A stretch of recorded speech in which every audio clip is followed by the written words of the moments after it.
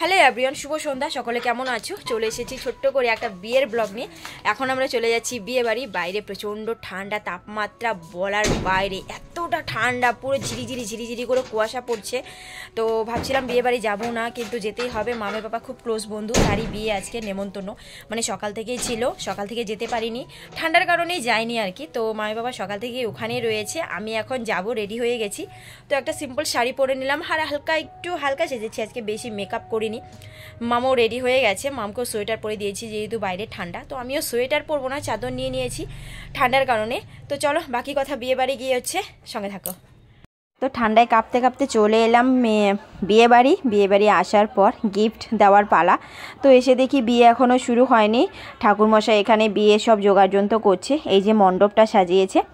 তো চলো এখন চলে যাচ্ছি ছেলে আর বউয়ের ওখানে। আর যেহেতু মানে মামের বাবা বন্ধু, মানে মেয়ে উঠিয়ে এনে বিয়ে করছে, মানে ছেলের বাড়িতেই বিয়ে হচ্ছে, তাই ছেলে মেয়ে দুজনই একসঙ্গে রয়েছে। তো যাই হোক, তোমাদের ক্লিয়ার করে বলে দিলাম, না হলে বলবো দুজনই একসঙ্গে কেন বিয়ের মণ্ডপে। তো এই যে, আর মায়ের বাবা তো আসা মাত্র শুরু করে দিল, ছোটোবেলার বন্ধু। যাই হোক, এত বছর পর বিয়ে করছে, আমাদের বিয়ে প্রায় 10 বছর হতে চললো, 10 বছর পর ওর বন্ধু বিয়ে করছে।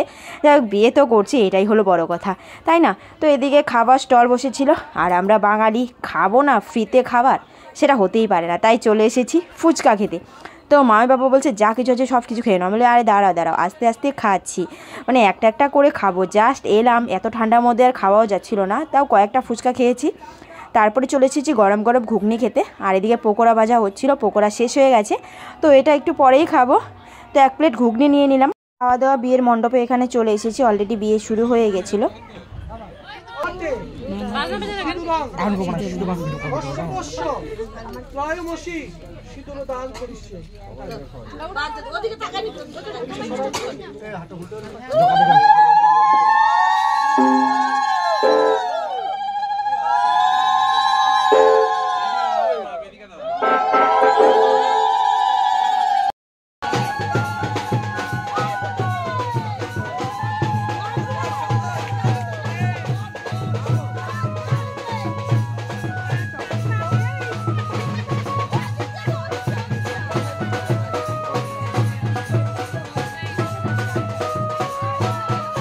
তো এদিকে তারপর শুরু হলো 7 পাকে ঘোরা আর নাচার ধুধুমার নাচ কাকে বলে, প্রত্যেকেই নাচানাচি করছিল, এত এনজয় করছিল। আর আমি দাঁড়িয়ে দাঁড়িয়ে ক্যামেরা করে এনজয় করছিলাম।